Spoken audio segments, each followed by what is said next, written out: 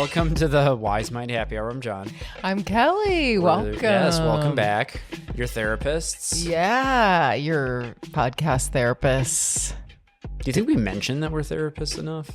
You know, it's not a bad idea. I almost wish in some way I could mention it on every single Instagram or TikTok post to just be like, that's where this conversation's coming from.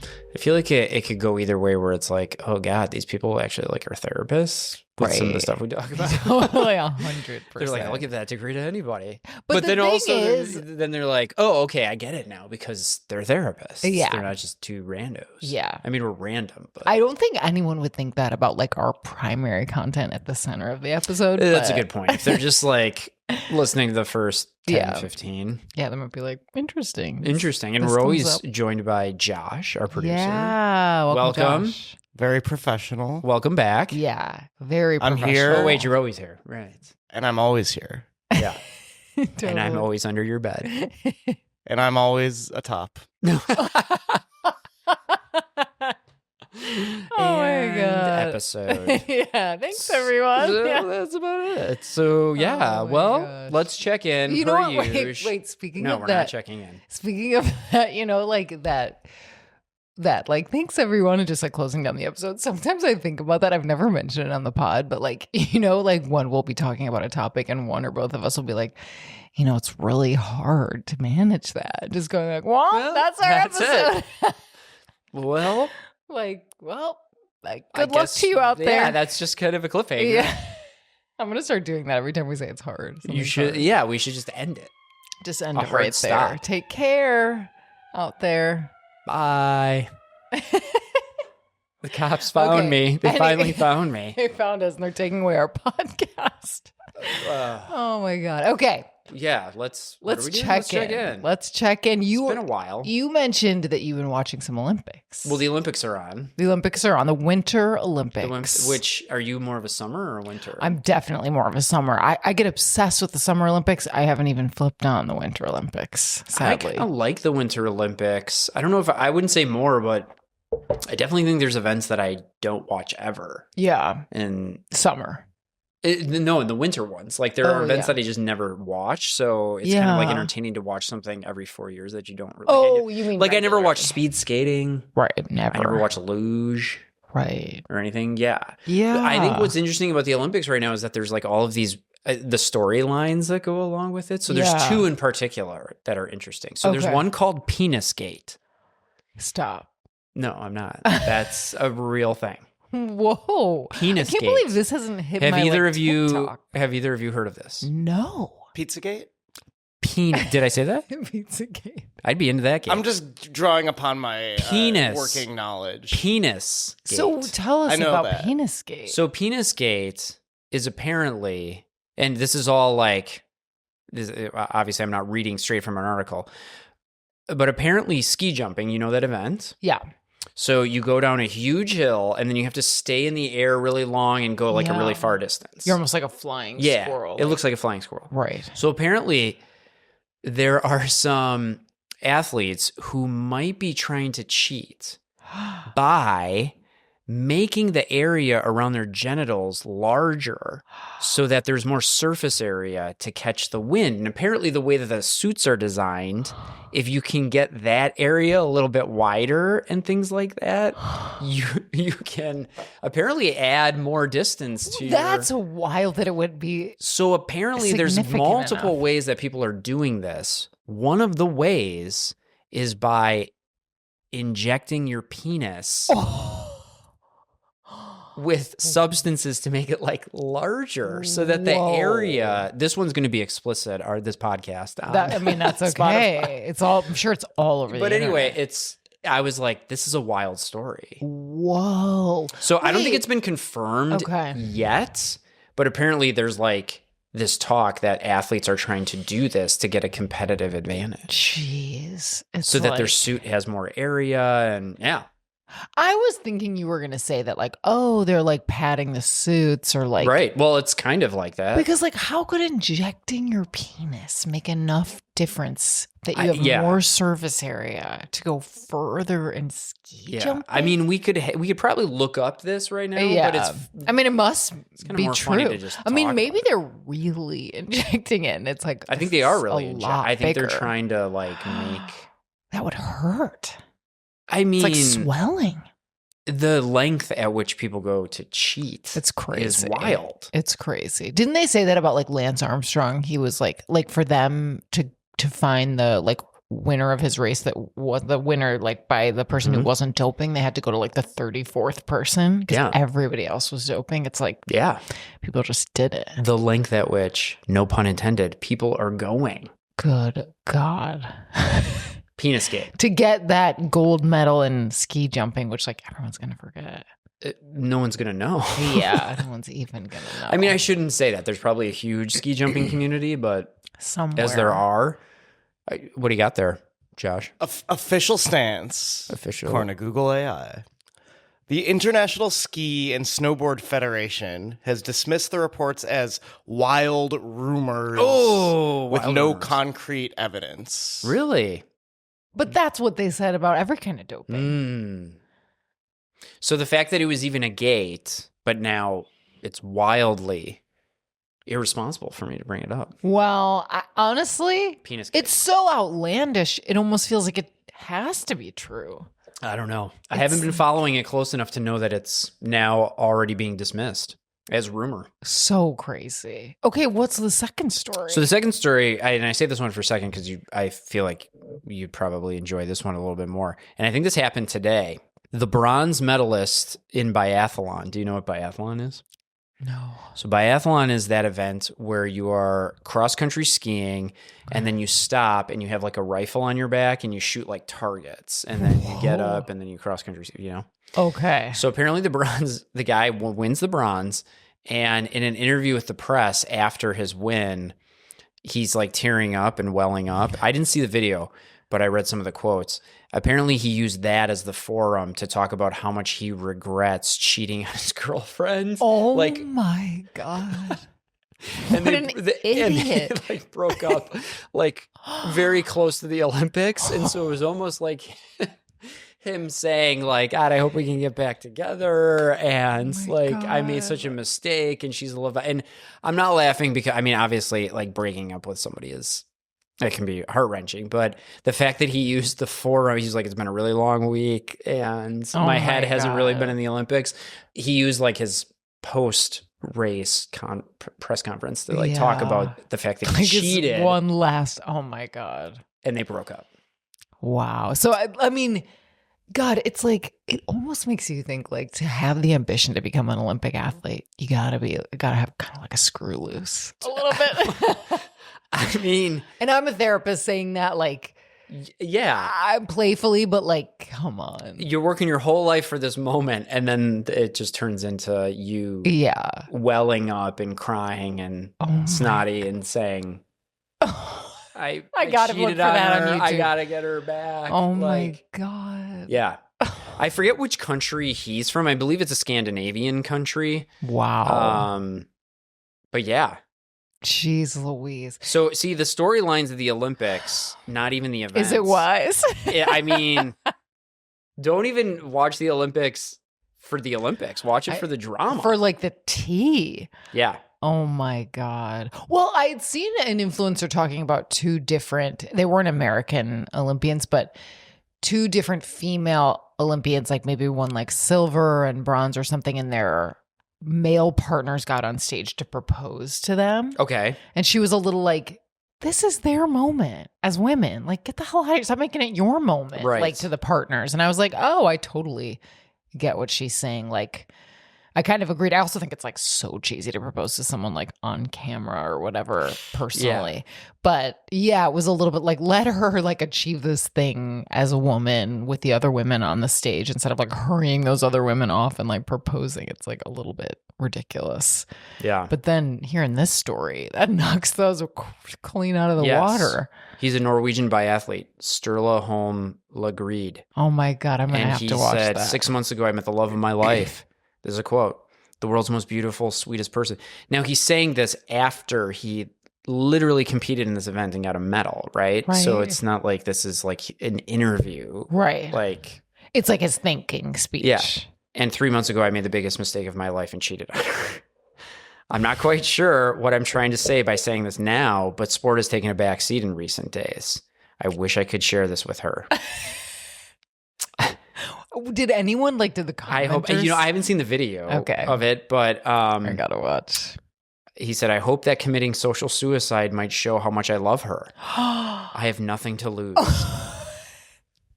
I mean, it's like a Nathan for you. It's so cringe. I can barely hear about it.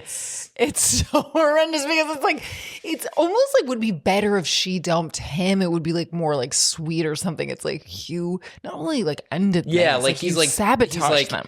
God, like I've been in my head. I got the bronze. I'm so happy about it. But like I've been in my head because my partner cheated on me and broke up with me. And now that would have a little bit of a different feel. Maybe not the right time to put it out there, but that would definitely have a different feel than I made the worst mistake of my life. I cheated on her. Oh my God. Though I'm penny for her thoughts. Social suicide. Yeah. Hopefully I get her back. Yeah, hopefully the social suicide makes me like a desirable partner to her now, since I cheated on her and now embarrass myself on TV. Now she's gonna be so interested in being with me.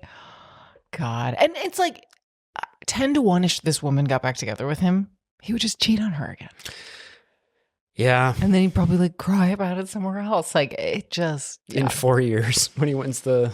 Oh my God. It's like the way to get her back isn't that. It's probably go to therapy. Figure out why you did that. What? So a lot's been happening in the last 4 days, but I had to bring those two things in because, the Olympics doesn't happen that often. And there's so many great stories of perseverance and things like that. But these are just sometimes more fun to talk about. Totally. Yeah. Anyway. God. And I am loving. So watch the video. Yeah, I'm going to watch that video for sure. I'm loving the athletes who are talking openly about their ambivalence about representing the U.S. And I think that's been so nice. Right. And it seems like they're really, I've only heard good things in that area, good things to me anyway. For sure. So I love that. But violently changing topics, one thing I wanted to talk about was, which I watched a while ago, it's not at the top of its or it's not at the zenith of its popularity, but the show Heated Rivalry. Well, but that's a sports related show. Well, yeah, exactly. It's sports. It's a winter sport. It's hockey. It's hockey. And I mean, everybody knows what it is, but it's like a love story, like a pretty heated love story about two male hockey players in it's like a fake. It's not the NHL. They call it the HNL or something. You know what I mean? But it's the NHL. It's the NHL. And they change all the team names, but you can guess what they are. Mm-hmm. It's not the Stanley Cup, it's the Prospect Cup or whatever. But it's, spoiler alert, so good. Yeah, everybody's raving about it. I have not watched it. It's so good. And it's the beginning of it is a little more sex forward. At the beginning it's steamy and it stays that way throughout. But then, I'm crying. I'm this is the greatest love story ever told. And I'm so impressed with it because it's I feel it's a feat for creating such a pure love story that straight people, gay people of all different sexual orientations, genders, whatever, feel this connection to this and feel this really intense sentimentality for the characters while also finding them all hot. There's both objectifying and taking them really seriously happening at the same time in this. No, this is all things I've just heard because I haven't watched the show and I don't know much about it. It does not take place though present day. No, It takes place it's like during the Obama 2005 or something administration. Yeah, which was intentional from what somebody else was talking about for some reason, that it was intentionally done back then and not present day. I wonder why did the person say? We didn't talk long enough to understand it, but there was Okay. like some intentionality behind that. Like they didn't want to get the Trump resurgence of like the manosphere, kind of like. I don't know, but that was an interesting thing that it's not done presently. And also the NHL is notorious for homophobia, not being inclusive. Yeah. Well, I was hearing someone on a podcast talking about how like in today's world, like the places where there's probably like the most rampant homophobia is like sports, like men's sports. I'm sure. So that's also why it's so and the NHL is like the players are extremely outspoken about it. Wow. In terms of like not willing. I remember, I think it was a couple of years ago, the players were like, we're not going to play for the nights dedicated to like inclusivity. Like they were like, we're not going to play. And they're not going to wear like jerseys that have rainbows on them. Like they're very outspoken. Oh my God, I didn't know that. Yeah. It's like toxic. That's horrendous. Yes. I'm not saying all NHL players, but as a business, it is not progressive at all in that area. Well, that must be part of why they said it back then. Well, and also just, I think, because they could have done it with any sport. Right. But it's intentional, most likely, as it's like one of the most homophobic business ventures. It's so good. Oh my God. And you know what I was thinking is I was watching it. I'm like, I like romantic movies and books and whatever. Like I do find them like, in a way, they're just like joy, you know, like there's so many, you know, celebrated literature that like when you sit down at night to read it, it's just tough. I know we've talked about that on this pod, but it's like so sad or so dark or whatever. And I think sometimes like romance is like, just let yourself be happy, which is so fun. Definitely. And I really was thinking, I'm like, you know what? Like every like cis hetero love story, like these days it just feels like a lot of them are kind of the same. And like it's so nice to see something like different. Like I found that so much more like joyful to see like two men. And I think a big difference too in the show, I do think, is that the choice of actors, because I think for so long, a lot of like gay stories were like, they'd pick like two straight male actors. And I think it's meaningful to pick men that are either gay or bisexual that like are like enthusiastic in the scenes, have actual chemistry. Yeah. It feels really authentic. And, you know, I'm like sobbing by the end of it. So it's on the list. I have to watch it. Yeah, you gotta watch it. Sarah would or has been talking about it. Yeah. Josh hasn't watched it yet, but I would watch it with you. I've heard you watching from the other room, though. Season 3? Yeah. Season 3. Season 1.3. Season 1 cubed. That's when you watch season 1 for a third time. Yeah. When honestly, you I watch would. something that you've seen before with Josh, are you like looking over at him waiting for their reaction? Probably to such an annoying degree, I bet. It starts to feel like it's a performance. Are you like on the edge of your seat like, but wait. Like, that funny? Wasn't that really Wait, you're funny? not laughing as much as you should be laughing. Yeah, right now. that's so funny. I'll start to do accents. Like, I love this movie. You just stare at him. Yeah, I just stare. I Have don't a watch the movie. reaction. I just watch him. But it is true for me that like if I show someone something I've already seen, it's like I'm seeing it again with fresh eyes. No, It that feels can be so nice. definitely. Yeah.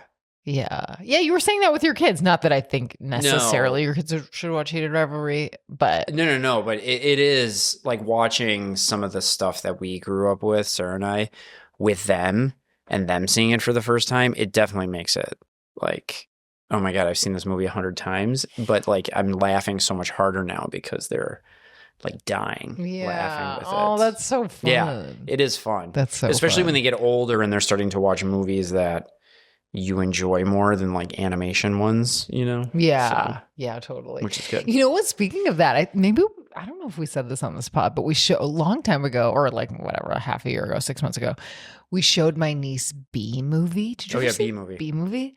So she like truly hated it. The Jerry I think you Seinfeld. did tell me that. Okay, yes. And the only thing she liked was like there was like a part where Sounds he's familiar. like flying around the toilet, and she just thought that was like the funniest thing ever. It was like the most lowbrow joke. Totally. Like And the then they were rest was "That's like just great." way too Yeah. adult for her. That's what kids. yeah. And They then love that that scene stuff. came on, and she's like busting a gut, Right. laughing so hard. So cute. I do like though that children seem to really just like anything. Yeah. Because Simple. sometimes we'll go to a movie or watch one at home, and I'm like, "Oh, that was garbage." And, I mean, I'm thinking that, but then they're like, "It was great! Like it was so good." cute. And I was like, "All it was noises and lights and like flashing."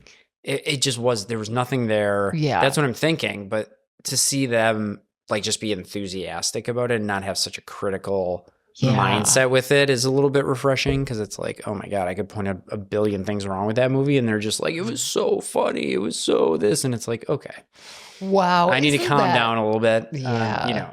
Poking the Totally. holes in it. I know. It's like I so quickly go to like critiques of things. Mhm. And it's like, just enjoy it. They just enjoy it. like let go. Yeah, I love that. I love your kids saying like, that was so funny. it was so good. About Like the something- Dogman movie. Ugh. Dog. The Dogman. Dog I don't even Man know movie. what that Dogman's is. like a book series, and it's Your face. it's exactly what the title says. It's a cop who Yeah. has a dog. He gets into an accident. They both do, and then they sew the dog's head to the guy's body. So he's a dog man, And then he's the rest of the movie. and then he's a that's him. cop. He's still a cop. He's dog man. But it's a book series, and so I took Shane to it whenever it came out, like a year and a half ago. I think we need some tissues. dying, I'm Yeah, dying. we need a crash cart Oh my over here. God, I'm dying. That's so Yeah. ridiculous.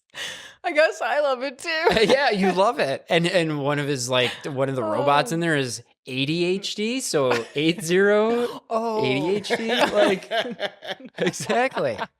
Now You know love where it. it's coming. Because they have ADHD TVs. Yeah, it's ADHD. So it just is Oh like, my God. But I was in the movie theater, like, just I don't know, Is this out now? pinching myself, like just like I just Like, need to get feel me anything other out than this of movie. here. Yeah. And when we left, I mean, Shane was just like, it was amazing. I mean, he was so happy. He was so happy and excited. And it's just like, God, okay. it's so funny. I know. Yeah, it was released. I don't know when it was released, but you can definitely stream it now. And I remember seeing it on one of our platforms, like whatever it was. And I was like, oh, fuck. Like, I You're hope like, they don't hope see they that. don't I see know. 'Cause this. I can't watch that again. Oh my God. But, yeah. I know it's like really trying to steer kids, like our nieces, to like things that aren't terrible. But the author of it, it's volumes. I mean, it's a book series that's like, wow. it's like in comic book, it's like panel form. So Okay. it's like a graphic novel-y type of thing. But I mean, that guy's making so much money. I mean, because and he this was- has another book series too. or a few book series like that. But Captain Wow. Underpants, right? yes, Captain Underpants. Is it like right. Dav or Dave Pilkey? Dave Pilkey? Yeah, I remember I read Captain Underpants at my barber. Yeah. He didn't have any Dogman. Wait, so was this the first Dogman movie and all Yeah. the others are going to get made? I hope not. I was like, buckle up. I hope there's not a whole. Hopefully the next one's made when your kids Luckily, are like there's enough 18. time in between those where, yeah, they'll probably lose interest in it. But anyway, Yeah. so that was an example. Oh of my that. God. But he did Rivalry. He did Rivalry, so I highly recommend. Dogman, maybe take a pass. Yeah, take a pass on Dogman. Okay, other things. I mean, I don't know if any of these. I wish it would have been like having something to drink. That would have been a spit take. I mean, literally. That would have been great Like, to have an I Instagram still feel clip like I'm not. of you doing a spit take. Dogman. The best was your face when you said Dogman. Ugh. Like in physical pain. It was physical pain. Oh my God. Well, yes, okay. a sequel is already in the works. Of No, course. don't say it. Does it project when it's coming out? Now, if you see my kids, please don't mention this, that there's a sequel. My lips are sealed. Early industry speculation suggests a possible return to theaters around 2027. Tears. Shane will still be into it, maybe. Wes may be out of it. Well, Wes didn't go, and I don't think he really had interest in it. It was one of those like days where he had something going on, and I was like, oh, I was like, you just want to like catch a movie? She was like, yeah. And then I was like, okay, well, Dogman's out. We've read those books.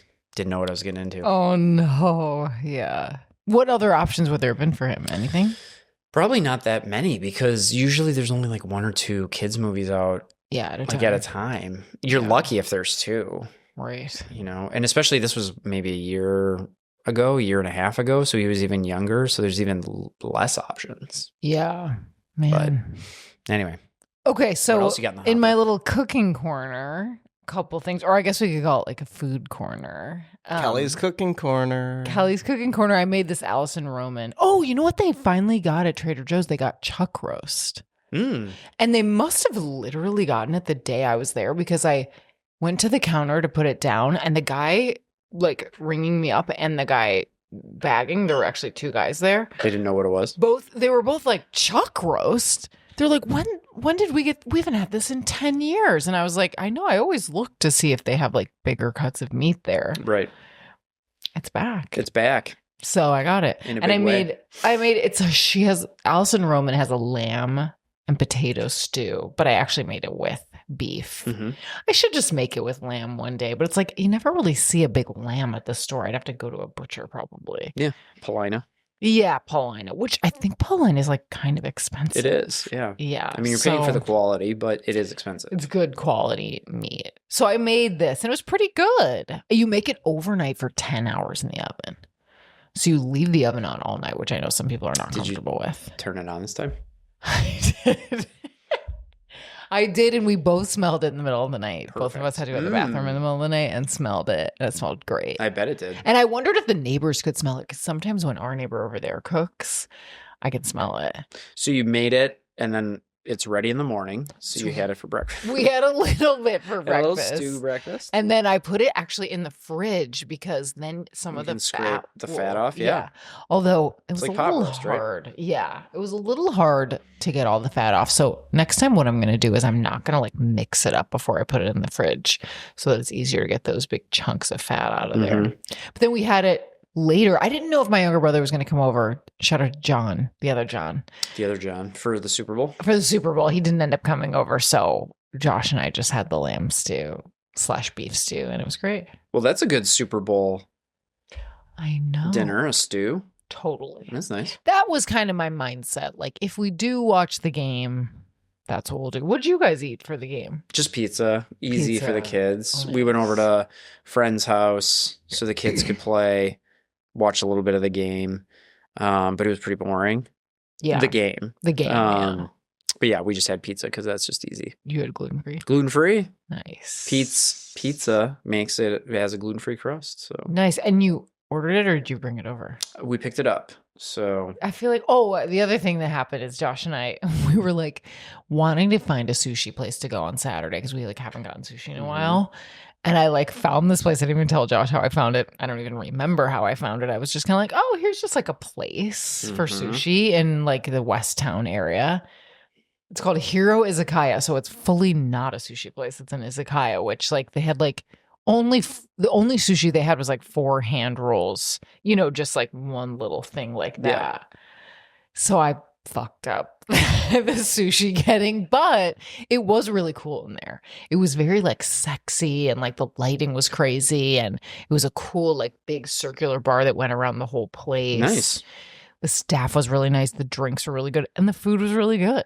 So it really worked out. But I truly was like, I can't believe I told you I'd find us a sushi place, and there's like almost no sushi on this menu. That's all right. What a goof. That's all right. It was girls' night. Oh yeah, it was kind of girls' night in there. It was like very Like a lot of tables with. yeah. Which I think sushi is definitely a very good like girls' night. Like we're doing it. We're two. So we do That's with sushi. exactly. I love when John gets all femme. Just a little sushi. When John queens out. Yeah. It was like a lot of girls with the same exact like blonde highlights, or like blonde, dye job. They're chunky white sneakers. Yeah, faux fur. Maybe real fur, but probably faux fur. Mm-hmm. And like kind of looking the exact same going to sit down at a table. And they're like, and then after this, we're watching Heated Rivalry. Totally. They went home for a Heated Rivalry marathon. Oh, seasons 1 through 3. Yeah. That's right funny, when they though. get to the end, they turn it right That's funny, back like around. when you're at a restaurant and you're like noticing, like, oh, there's kind of like a theme. Yeah. Here.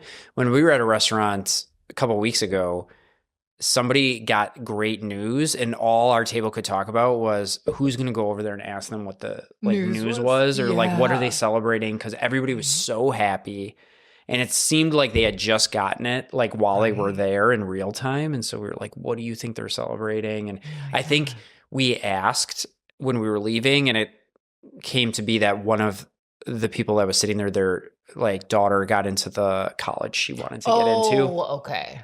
Or got the acceptance letter or something like that. So it was like they found out, and which was really cool. But sometimes when you're at a restaurant, I can only pay attention to like what's going on around me. Totally. Well, yeah, because like I feel like what we'll do a lot is we'll try to guess like what number date some couples are on. Because sometimes it's like it's interesting, like the vibes, like. Or what breakup they're on. Literally. Well, some it's like their dress is totally different. Like one's overdress, one's underdress. And you're like, okay, so that's probably like a first or second date. Because they're not like, they're not living together where like the one partner's like, that's what you're wearing? Or like sometimes like the body language or how much they order or whatever. I kind of like seeing when two people are like annoyed with each other. Yeah. Or like pre-fight, or maybe in the midst of. Yeah. I don't know. There's something that's probably evil, but kind of seeing that happening in real time where you're trying to contain it. Well, yeah, and you're trying to. It's like a train wreck. You just can't turn away from it. You can't turn away. Well, the news thing would have like sent me over the edge. I'd be like, someone doesn't have cancer anymore. Like wanting to know, like what's happening. What are they celebrating? What's so great? Let me join in. Let's girls' night. We're just celebrating being together as girls, just being as women. Girls. I love it. Us girls. Oh my God. Okay, well maybe we'll move into our topic for today. Yeah. So yeah, tell us about the chessboard metaphor. The chessboard, it's here. We have a chessboard here for those of you who are watching on video or maybe a clip. Well, we talked about, I think we've done one metaphor specifically before, right? Yes. So we did the unwanted or unwelcome party guests. Yeah. Yeah. So this is another metaphor that comes from acceptance and commitment therapy, or the big book. Yes. And the idea with this is laying the groundwork for, as people, we get really wrapped up in our thoughts or in our inner experiences. And we feel like when we have thoughts, we have to like counteract them, right? Yeah. So vis-a-vis like thought challenging, like I have a negative thought, so then I have to have a positive thought in order to neutralize it. Yeah. But every time I use a positive thought, there's going to be another negative thought that probably comes, right? And then when I have another negative thought, I could try to get more positive, but sometimes then my negative thoughts just keep going. And so there's like this constant battle internally. And so the idea of this metaphor is to get people to notice when they start to get into that battle that's going on, or even that game of chess where it's like, okay, I got to get rid of certain thoughts or avoid them or control them. The idea being, like it's like a game of chess. Like I got to take certain pieces off the board, right? Yeah. Like if I'm one side of the chessboard, then I'm the positive ones. And let's say the ones I'm up against are the negative ones. So I got to get those pieces off the board. But the thing with the mind is that pieces will just continue to come, right? And so it's almost like a futile enterprise. So this is a metaphor, and I'll read through it, but it's the idea that instead of getting wrapped up in that or noticing when we get wrapped up in that, is there some use or some effectiveness in just trying to observe that, almost step outside of that and just allow our thoughts to kind of do what they're doing? Yeah. And in observing it, we might not get so wrapped up in trying to change. Yeah. Right? Like what we're thinking, or we're just learning how to be with what we're thinking more and like learn how to relate to it more. Yeah. I don't know if that's a good kind of intro to it. I totally agree. And yeah, when you read that, then we can talk about where this is helpful, like in anyone's like daily process or therapy process to think about this metaphor. Yeah. But yeah, tell us what. So this one, and this is written a lot of different ways, but this one's from Stephen Hayes from 1999. And there's like YouTube videos and things like that. But so, if you're with somebody, and it's just useful for us to think about, anybody to think about, but when you're with somebody, these metaphors help, as I've mentioned before, because like you're not bound by rules or anything. You can get creative with it. It's just a different way to think about it. So imagine a chessboard, and on one side, the pieces are all of your positive thoughts and feelings. And on the other side, the pieces are all of your negative thoughts and feelings. So we go through life desperately trying to move our positive pieces across and wipe off all of the negative pieces. But the problem is there are an infinite number of positive and negative pieces. No matter how many negative pieces you wipe off, more will appear. And another problem is the positive pieces attract negative pieces. You move forward, the positive piece, I'm a good parent. And it immediately attracts the negative piece, no, you're not. What about the way you yelled at your kids last night? So we go through life wasting a lot of time and energy trying to win this battle that can never be won. Or we learn how to be more like the chessboard. The board is an intimate contact with all of the chess pieces, but it's not involved in the battle. And there's a part of us that operates like this chessboard, that enables us to step out of the battle with our thoughts and feelings and give them plenty of space to move around. Okay. I love that. So this comes from that idea of like the observer self, or self as context. So our thoughts and everything is the content, because the content of our lives is always going to change. Like our feelings are always going to change. Our thoughts are always going to change. Our thoughts may repeat for sure, right? Or we might have the same one over and over again. But that's content. But the context, we are the context where that kind of plays out. Yeah. Right? So you've been Kelly, though you've changed and you continue to change, you've been Kelly your whole life. Yes, totally. But your inner experience is constantly changing. Yeah. And so if we can embody this idea, if I can step outside of my inner experiences that give me so much, anxiety, fear, and just try to observe them more, we might not get so wrapped up or like fused with them, right? So it's like we're the board. We can watch these pieces move, but we don't have to like get involved with it as much to try. And it's not to say that thought challenging can't be useful or reframing or things like that, but I think it can give people a sense of relief and even empowerment of like, oh yeah, I don't really have to control that stuff, right? I can just sit with it more. I don't really have to do anything. Yeah. Well, in a way, this very metaphor is an alternative interpretation, right? A thought challenge itself, right? When you might be caught up in that, like, I need to get rid of these negative things, these painful emotions, these suffering thoughts, intrusive thoughts. That's what I need to do to be better. There's no other way for me to be better. We're kind of then pausing and exploring, like, and noticing, like, in that moment, you're like the player trying to get your positive pieces to beat the negative pieces.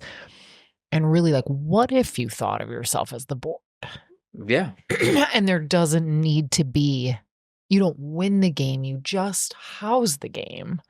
Right. Any kind of emotion, negative, positive, painful, comfortable, exciting, whatever, you have the space for. And what's interesting about this metaphor is there's another layer that when you start to bring in, it really like can unlock how people try to get involved in the chess game. Meaning, let's say, even in that example, let's say like, I'm a good parent. No. And then the piece moves and says, you yelled at your kid. Well, in order to get that piece off the board, that might actually propel me into a behavior. Oh, well, you know what? Then the next time my kid does something that maybe, I don't want to yell at them, but maybe I need to reprimand them actually, or, I need to like set a boundary. I'm not going to do that because that's what a bad parent does. So when you add the layer of behavior on, as a behavior is a way to like remove pieces or even add pieces, then you're getting into like control or escape moves. Yeah. Right? Totally. Or even think about it, and I know we've had practitioners on here who deal more with OCD, But think about behaviors where it's like, oh, if to get rid of this thought, I need to engage in a certain behavior, a checking behavior or something as a way to control that thought. Well, that thought's going to continue to come. It's not about like doing a behavior to get rid of thoughts, you know, like that type of thing. So there's another layer of this where it's like I'm trying to increase the good and decrease the bad through my behavior, or sometimes it's both. I'm trying to do both at the same time, right? Because I don't want to have all of these bad thoughts or these bad chess pieces, so I up the good ones. And another great example would be like people pleasing. Yeah. If I have the thought I'm a bad person in my mind, in order for me to beat that thought in that game, I need to hear more thoughts or have more thoughts that I'm a good person. Yeah. So I'm going to just try to please people no matter what, because that's what's going to counteract those thoughts, right? Yeah. So there's another layer of it of the observing, but also like, but what do you do in those thoughts? How are you trying to manipulate that game in your mind? And do those behaviors even move you towards meaning or value in your life? Yeah, it's like, how is treating yourself as that player trying to win? How's that going? How does that go? Do you feel like you're winning or have won, you know? And even if you do like win a game, there'll be a million more and there'll be plenty you'll lose. Yeah. What's really working? I think this metaphor actually is applicable too to like contacting your self-worth, which is what we're talking about, right? The self. When we contact the self, we're in touch with the worthiness. It's that they're one and the same. But, you know, the idea that like to be worthy, I have to push and win and be good in all these ways, behave in a good, quote unquote, good way. And it may be that like connecting to your self-worth is more like you're the board and you have all these feelings, urges, thoughts. And when you remember to just like let them play out within your body, that's actually the experience of self-worth. Sometimes it's hard to conceptualize, but often that's the feeling, right? Presence does feel like self-worth. Or even, if you can just sit with it, you can even decide whether you want to engage with the thought or not. Yeah. Right? Yeah, you have spaciousness. The board is like, there's open space on the board. And if you're the board and can allow that space to be there, then maybe sometimes you do engage with thoughts in different ways. But when we're just so hyper-focused on like, that's a bad piece, remove it, I got to keep my pieces on, you know, like that's when we lose complete sight of the fact that there's a larger kind of thing going on. Yeah. I even think about this with certain parenting things where just the idea like that's kind of omnipresent, I think, as parents, to have that thought of like, am I doing enough or am I a good parent? Or, and if I don't kind of sit and just allow that to be there and just quickly react to it, a lot of times I take like the easy way out, or, you know, or I take like the path of least resistance because I'm like, I feel so bad. I feel like a terrible parent right now. So I'm just going to let them do whatever they want. And it's like, sometimes you do that and that's fair. Sure, you don't have the reserves, but I'm not allowing myself the space to be like, okay, that's just a thought. Yeah. I don't have to beat it. I don't have to like counteract it. I don't like, if I can just have that thought, even if it's there still, can I make a decision that's informed in this moment? Yeah.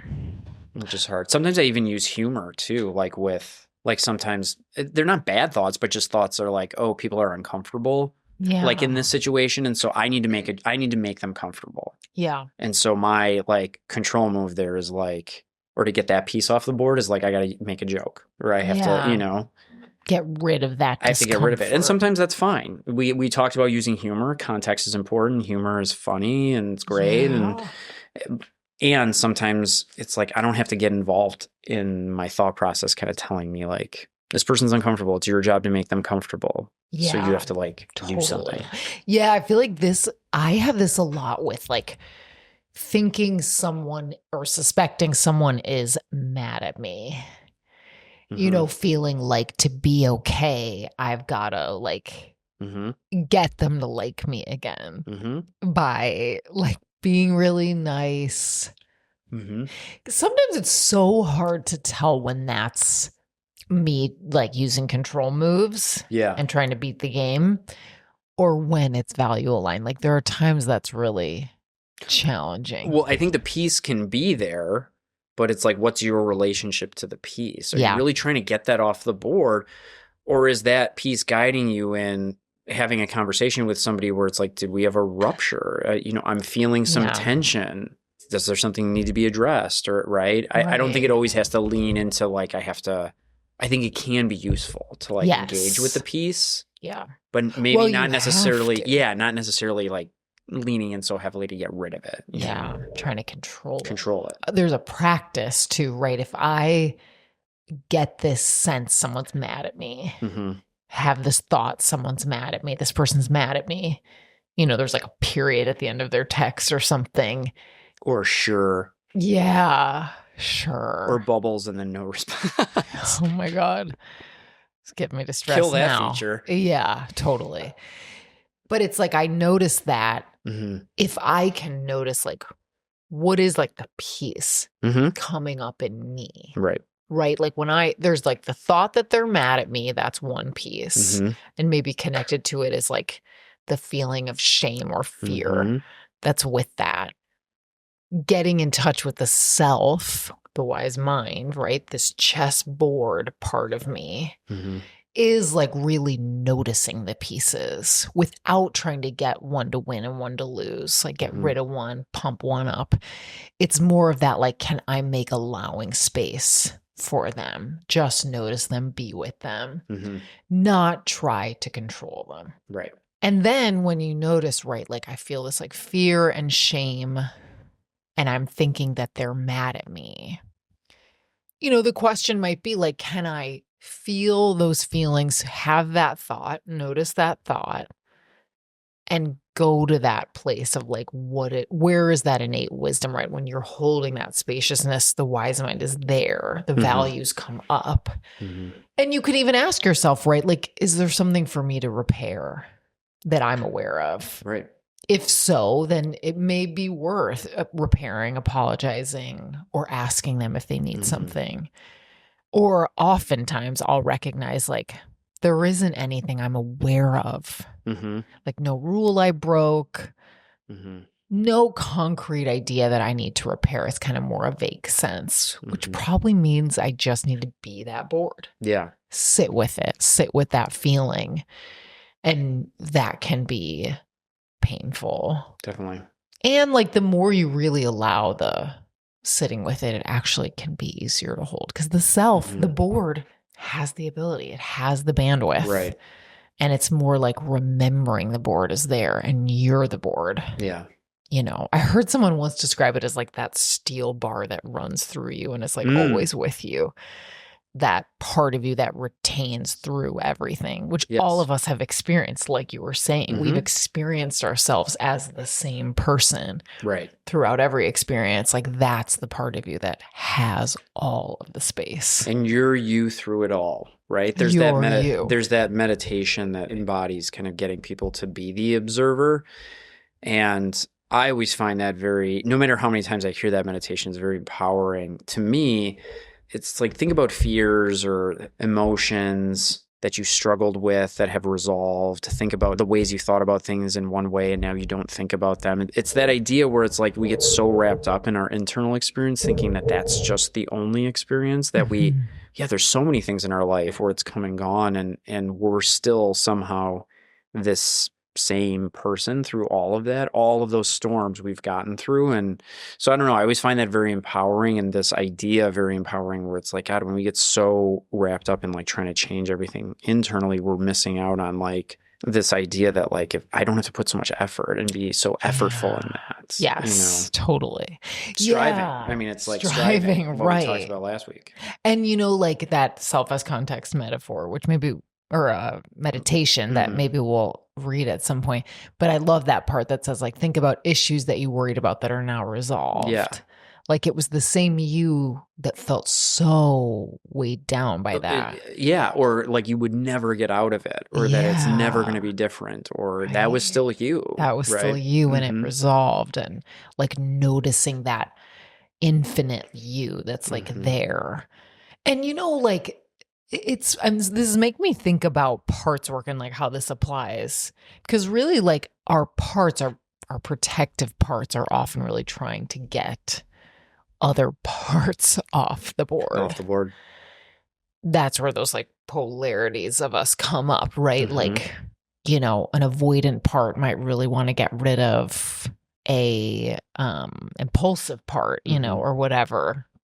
And often the work of like softening different parts of us is reminding and showing the parts like there is a self in here who can take this. There's a self in here that doesn't need this protection. And it's always been there. It's born with you. It's just kind of gently offering that idea, sort of like this metaphor. It's like a gentle alternative way of viewing the moment. You know, like there's a self here who can do this. And sometimes that self then, you know, will show compassion to a part of you that's like a wound has been activated for, you know, or whatever. But yeah, like a lot of the healing is like remembering your own spaciousness. Remember your wise mind. Right. Really. Yeah. And also what, when you engage with the pieces and you engage in that, like what is it taking you away from? Because you could get very behavioral with it and kind of say, well, probably an easy example would be like anxiety. Like, well, I don't want that feeling. That's a piece. And so the way for me to get that piece off the board is to just not do the anxious thing, right? Because when we're anxious, we want to avoid things. So it's like, so I'm not going to go there or I'm going to stay home. And it's like, there's always going to be more anxiety pieces that show up for you. So it's like, you can continue that battle if you want, but what are you missing out on? Totally. Right? You're so stuck in this, like, well, I'm going to avoid everything that makes me anxious. And it's like, okay, like that works to a certain extent. Again, we're not judging it as like bad, but it's like that is taking you out of what to see outside of that, right? Like we're not able to see that, if we can observe that urge to want to avoid, right? Yeah. If we can observe, well, what could I do to push myself? What other skills might I use to like go to something and be anxious? Well, now we're seeing outside of that battle. Like there's more to life than just that kind of like interplay internally. It's like you're anxious going to a party, like you're saying in that example. Because Vern's going to be there. Yeah. Wasn't that our guy? Murph. I said Vern. I love you like Verners. Flipped it. Yeah. Verners.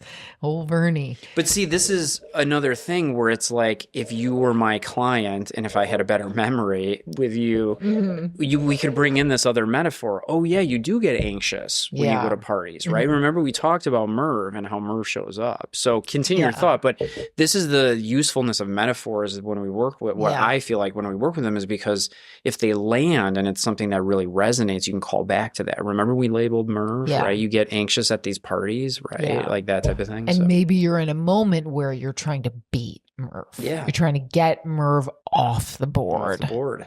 And you know, it's like, it's funny, like if you think about, again, in the parts work, we often say that like the parts beget exactly what they're trying to protect against. Meaning if you're afraid of feeling left out at a party, you might avoid it and then you feel left out. You feel lonely, you know, or, you know, people please, right? You try to please everyone. You usually end up feeling like you're pleasing no one. Right. And we're exploring like, could there be something more peaceful or rich in your experience? What if we didn't try to control this? Could there be more vitality there? If you let Merv come to the party, or if you let Merv be on the board, be in the game. He can be in the game. He's a piece. He's a piece. And there are all these other pieces, and you actually do have the space for Merv. And I think so often it's like, I don't want to have him. I don't want him to be there. And that's true. It's like, that's okay. We can notice that. You don't want him there. Okay. And he's there. That can be so empowering to even model, like have that parallel process in a session where it's like, if people are not wanting to have certain thoughts, of us just reflecting, well, we don't really have to do anything with it. We don't have to get rid of it. We can sit here. Like if somebody, you know, a couple podcasts ago with like the idea of suicidal ideation, where it's like, I just can't have that thought. Well, that's like the chess when you're getting in the battle. Yeah. The game where it's like you get so tied up. Excuse me, I can't do things that might elicit like me having it. And it's more about, well, why don't we just like try to sit with it and observe it? We don't have to do anything. And I think when patients have that, or they can have that experience of just, oh, my therapist is not making me get rid of it or not pushing me to like do anything. And certainly we can do some gentle reframing or, you know, But I think that, again, that spaciousness or that openness to just, no, it can be there and we can still have our session and let's check in a little while about it if you're having these thoughts, right? Like, we can still move in a different direction or a direction that's meaningful and that thought could be there, right? We don't have to get so tied up in it. And that's not to say we're minimizing like really distressing thoughts. Certainly we're addressing them, but I think it can be empowering to reflect that you don't have to do everything with every uncomfortable thought you have or emotion that you have, right? Yeah. Can you sit with it? It is amazing how many like skills and like premises in therapy are often like when you find stillness and you allow your experience just as it is, like what to do is naturally there. Your values rise to the surface. Sometimes you need a little help with that, but usually not that much. Yeah. You know, you have this ability naturally to move yourself where you truly want to go, but there's so much noise that can get in the way for everyone. Much noise. Yeah. And I've probably mentioned this before, but I remember in some of my ACT trainings, one practitioner would say, like, how, with the clients that she was working with, like, how do you want to show up for yourself in this moment? Right. Yeah. Like, we're sitting in this moment. You have all of these thoughts or all of these like urges to like do things. We don't have to act on any of those. How do you want to show up in this moment? Like for yourself, right? What's meaningful to you? And a lot of times people know how they want to show up, but they're scared to show up in the way that's authentic to them. Yeah. But I think people do more often than not know how they want to show up. Yeah. Like you're saying, that is meaningful. Right. Yeah, that awareness is there. And then it's really just like helping them like expand around what they see as a barrier. It's usually not actually a barrier. Right. And then in like more trauma work, often like one extra thing you do there is you help them see where maybe they felt this thing before and it felt really overwhelming then. And you might just care for them in that now. Give them care they didn't get. Guide them in giving themselves compassion around that. Expanding around that. You do a little more work with that, but it's the same principle. Instead of control, it's compassion and like space. Yeah, I love this metaphor. I think it's great. There's, we talk about these things very poetically on this podcast. Sometimes metaphors don't land, though, with people. So, because you can intro metaphors in different ways and you don't always have to read a script. But I remember introing it and being like, okay, so we're going to talk about this metaphor and, game of chess. So in my mind, I'm thinking, well, I'm going to ask this question and they're going to answer it by saying, get pieces off the board. So I said, well, what's the goal of chess? And the person just looked at me and goes, to win. And I was like, okay, let's take a step back. Totally. Right, absolutely. But in my mind, I was thinking, okay, they're going to say, take pieces off the board. And then I'm going to, and it was just, that person was very open to the metaphor, but it was just funny. I was like, yeah, that makes sense. To win, bitch. Yeah, to win the game. So that was kind of funny where it's like, you try different things and I was like, okay, well, that's a learning experience. Like not everybody's going to say to get pieces off the board. Yeah. Like they're going to say to win the game. Yeah. Of course. Right. Yeah. Do you have a favorite chess piece? I was just going to say a good thing about this metaphor is you don't have to know how to play chess for it. Right. And lucky for me, that's true because I don't actually know how to play. Do you have a favorite piece, though? I'm going to go by what I think is like aesthetically the most aesthetically pleasing. What do you think? The queen? Yeah, it's the queen. Definitely. I love that crown. It's so pretty. It is. I was always either a knight guy just because of the horse, or I did really I used to just call these castles. The rook. The rook. But I also like the way that they moved across the board because they can go any direction, as many as they want, as long as it's straight. They can't go diagonal. So I always like the castles. Wow. The rooks. It's like you wonder if there could be a metaphor for so what would a rook be? Would it be anxiety? Ooh. It's like the one that can move in the most directions, might be anxiety. Well, then that would be the queen. The queen can move as many spaces as she wants in any direction she wants. The queen. That's why she's... Now, I'm no expert, but I'm pretty sure you don't want to give up your queen. You don't want to give up your queen. Very powerful piece. And you win. How do you win? You capture the king. You capture that. That's what checkmate is. Or somebody gives up. Yeah. Or if somebody doesn't have any moves, like if your king is trapped and any move they go, they would be taken. That would be checkmate. Okay. And I believe check is where you're putting them on notice that One there more is a move that they could make where you could capture them, but Got they it. still have an out. What if So, you don't say check when you put them in that position? Do you get disqualified? I think that's bad form. If you're like in a real chess match, you would get disqualified.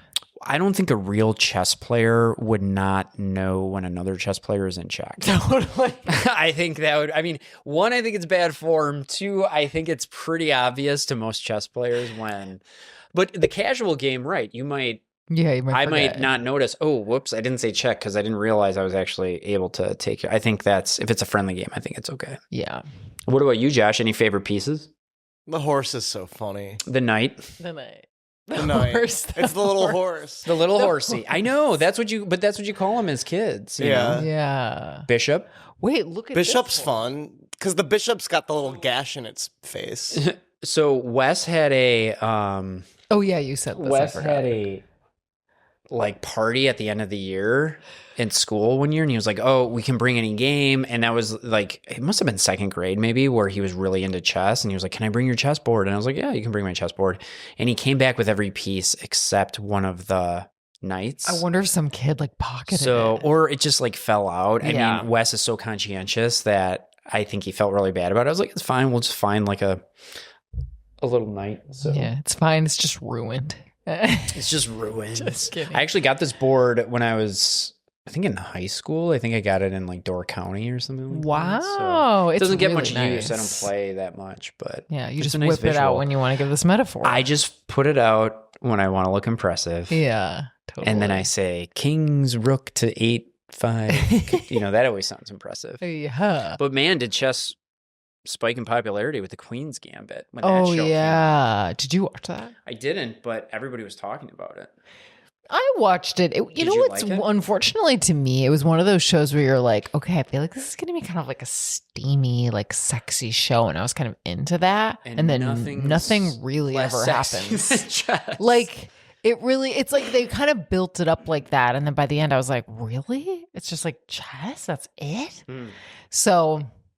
Yeah, definitely wasn't enough real like character drama for me. I love But and cut to me watching Heated Rivalry, and I'm like, okay, I think that's Now my I'm in. speed. You know? Maybe they'll throw a little chess and Heated Rivalry. Yeah, or maybe they'll make like a chess version.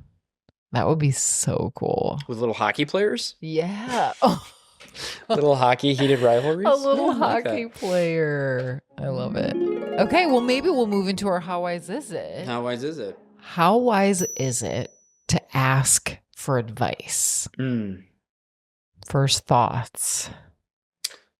I mean, I think it's pretty wise. I've asked for advice a lot in my life. Yeah, what do you ask for advice in? Anything. Parenting, Okay. finances, Yeah. therapists, how to be a therapist. Yeah. Kissed. Therapist. That's when you get really pissed. Yeah, where you get pissed. There Do a was something I southern read. accent. Somewhere that was like, maybe I've mentioned this before. It's hard to remember what we mentioned on this podcast Yeah, and it's whether I just impossible. repeat the same things over and over again. But I do. the idea of like, don't think too much about like what somebody says if you wouldn't ask advice from them. Like, don't give what they say, or like if you're thinking about somebody a lot, you could ask yourself, well, would I ask for advice from that person? Yeah. And if, I guess the litmus there is like, if not, then why are you giving this person so much airtime in your head? Like that Yeah. idea. Right.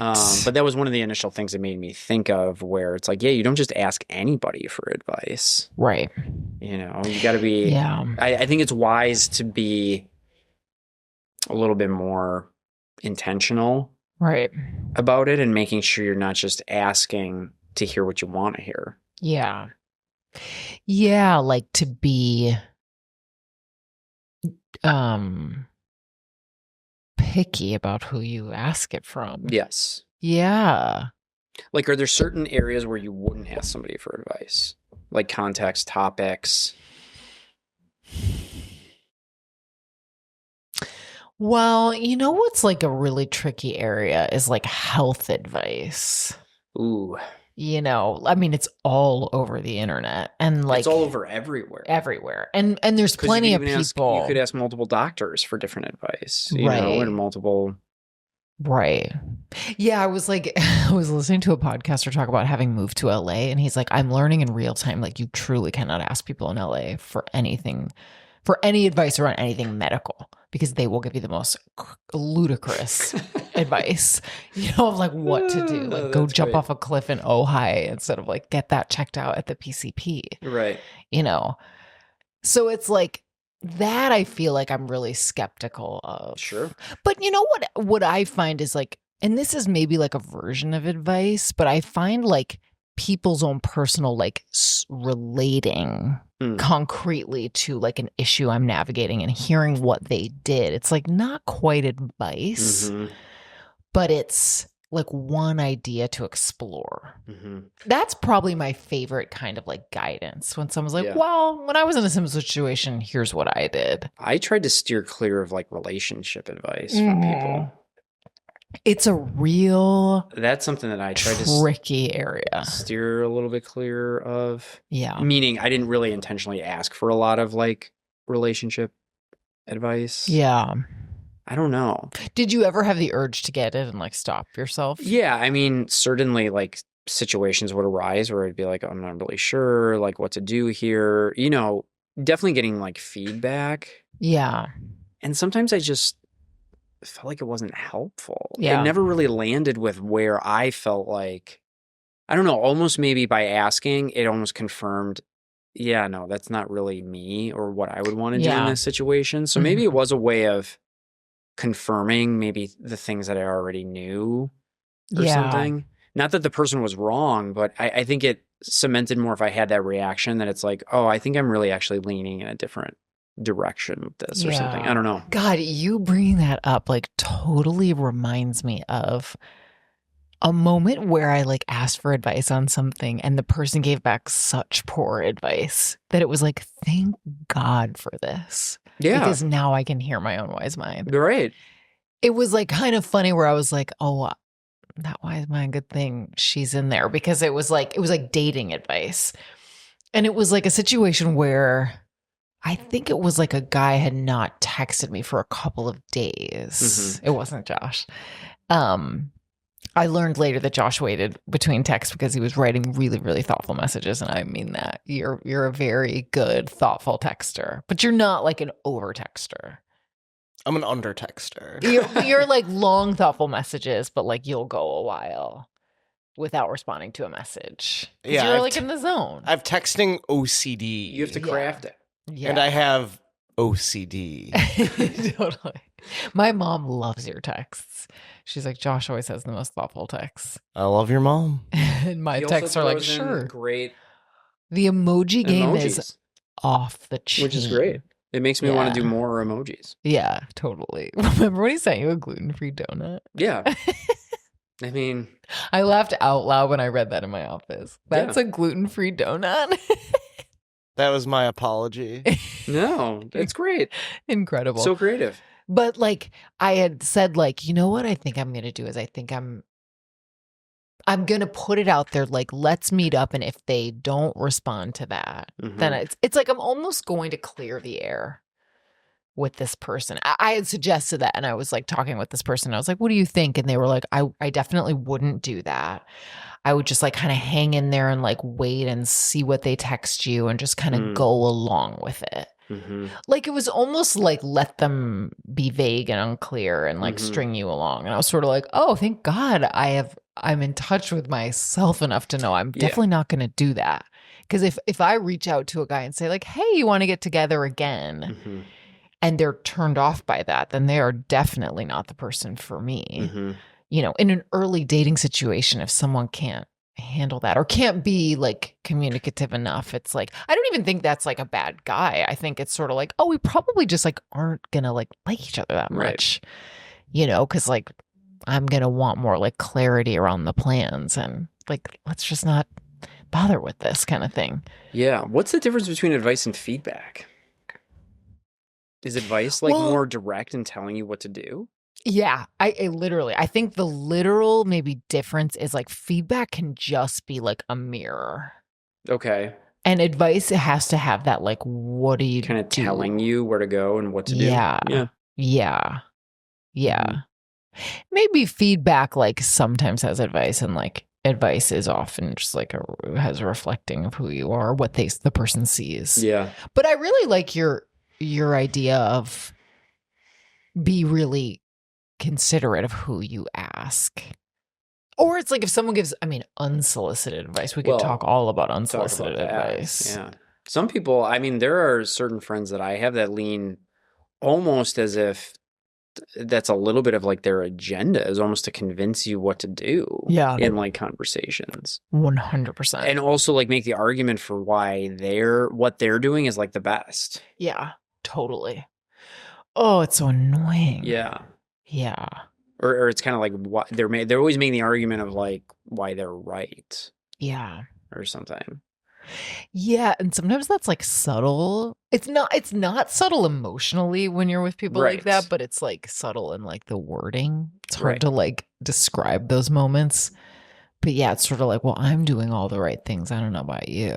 Yeah, it's like in the conversation is more revolving around them trying to cement that like the life they're living or the decisions they're making are like the best. Yeah. Have you ever had where you ask somebody for advice and they actually like are a little bit like, well, I don't want to tell you what to like. I always think that's a very thoughtful response is when people are like, I can give you some ideas, but yeah, because I try to embody that a little bit. If somebody, not that many people ask me for advice, but if somebody's really concretely like asking me and there's like some urgency, sure, if it's like, but I'd rather just kind of be, well, there's probably a lot of ways to think about this. I would want to take a little bit more of a, not passive, but open kind of response. Yeah. Well, and it's funny too, because sometimes I think like friends or clients or whatever will kind of ask in this way of like, is that wrong if I do X? Is that wrong? I think they think I'm being like cheesy or like hokey and I truly believe in my bones. I'm like, I don't think wrong is a word that even applies or right. Right. Yeah. It's sort of like the wisdom is like what is most aligned for you, and you're going to be the strongest expert on that. So probably the best advice puts you in touch with your wise mind. Mm-hmm. It's not like do this, write this text back. Mm-hmm.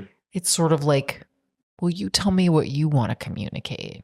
And why not communicate it just like you said it to me? Mm-hmm. And then they might say it's very like therapist-y, but every once in a while, I put it out there, like with clients, with friends, whatever. I'd be like, I wouldn't do that,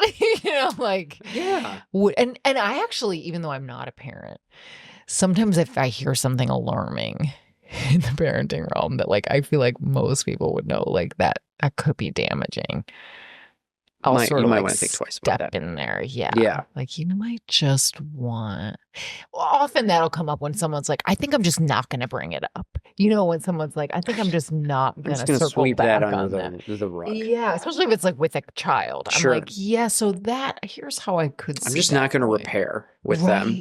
Right. Or I'm going to assume it's fine. Yeah. They're resilient. They'll probably get through it. Yeah. Yeah. I'm just going to ignore it. I'm just going to ignore it for now. Yeah. Yeah. Maybe I probably do that a lot with like medical stuff where I'll tell someone like, I would just maybe go have that. Someone give that a once over. Yeah. Yeah. Cause I have like friends or people where they'll be like, well, I went to my acupuncturist and my Chinese medicine herbalist and I'm like, just like a regular doctor. Have you had them take a look at that straight across the plate? And they're like, no. And I'm sort of like, why not? Why not? Like, maybe let's just see what they think. Somebody went to medical school. Yeah, totally. Why not? Yeah. How do you guys handle unsolicited advice? Getting it. Take that chess piece right off the board. I'm trying to think of the last time maybe I got unsolicited advice. Yeah. Every day of my life. From me. Those are my people. Oh, yeah, your culture. My culture. The Jews. Actually, you know what's so funny? Like, in some ways, that's like the refreshing thing about your family, because I come from like an Irish Catholic background where people like don't really say stuff. Yeah, it's less. It's a little overt. hands off. Yeah, it's hands offish. And I think like sometimes it's refreshing, like to see just how like we'll do it this way, not this way. Mm-hmm. You know, like that, how liberal that can be. Cut your sandwich diagonal, not halfway. Yeah, fold the taco like this, not like that. Yeah, it's not even like, have you thought of cutting it that way? It's more of, oh, this is the right way to eat a cut taco. it that way. Totally. You don't eat your taco like this? Yeah. So what great. do you find is the best way to handle? When I get 3 tacos and I eat them one after the other. However you want it. However I want it. Or maybe you've just flipped the switch and it doesn't even bother you anymore because you're so used to it. Switch. Like you've just kind of like flipped the switch off where it's just kind of noise now and you're just kind of like, yeah, it's like. I can do that. Yeah. I feel like I can, in the moment, be like, I'm going to take that with a grain of salt and then be like looping it on repeat in my brain for like 5 days. Yeah. And then I'll be having the chess game of like, is what that person said true? Is it not true? Is it true? Is it not true? It's true. It's not true.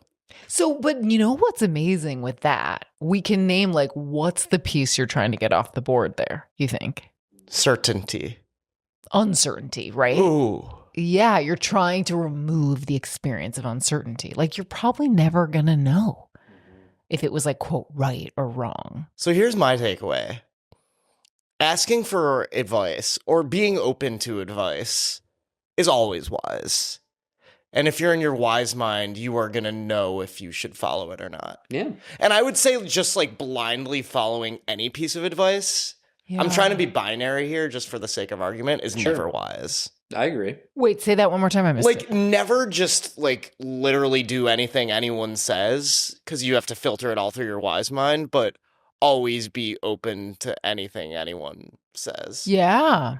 Just because it's why not? Why not? Have the space to take it in and hear it and consider it. Totally. And then giving advice. Like, I mean, we could do a whole separate section, which we started to get into. Like, how wise is it to give advice? Yeah. Yeah. I think for the unsolicited, it's just kind of like, yeah. Like how I respond to it, it's just kind of like, yeah. Yeah. Huh. I'll have to think about that. Like just kind of, and then just move on. Yeah. Totally. Yeah. I wonder like almost if just not engaging with it and just kind of, because I'm sure that person wants to hear maybe a little bit of like, well, tell me more. Like I want to, and it's more just like, oh yeah, sure. You know what's so funny? Like I'm having this realization of like, sometimes if I get unsolicited advice, every once in a while, I feel kind of touched that the person is like entering my world and even gives a shit. Yeah. Like I think that, you know, I've said this to you before, like my love language is like people taking an interest in like the minutia of my life, my like personal interiority, someone engaging with that. Now, sometimes unsolicited advice, you can tell the person is like giving advice to themselves and it's almost as if you're not there. Right. And that is annoying to me. But sometimes if someone's like, you know what you should do? I think my contact with my wise mind is strong enough that I wouldn't just like blindly follow that. But I do tend to feel like I like that we're having this conversation, you know, like I like that you care enough. Yeah, that's the thing. To think about this. Shows enough interest to feel like they're helping you. Yes. Because even unsolicited advice, there's probably something in the person that they feel like they're helping. Right. Even if it's blatantly terrible advice. Right. They probably feel like they're like giving you a service or something. Either like, yeah, this is going to be helpful. Yeah, totally.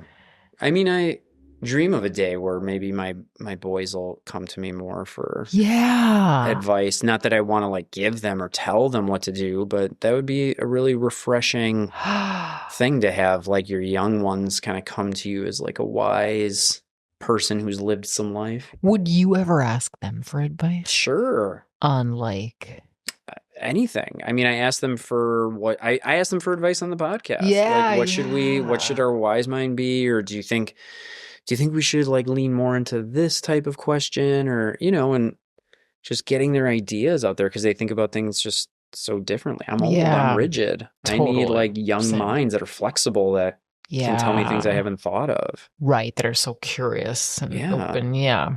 Which yeah. I would absolutely. And I'm sure the older I get, I hope that they ask me for advice, but I'm sure I'll ask them. Yeah. Because they'll just be cool. They're going to know so much more stuff. Like, tell me what I should be listening to.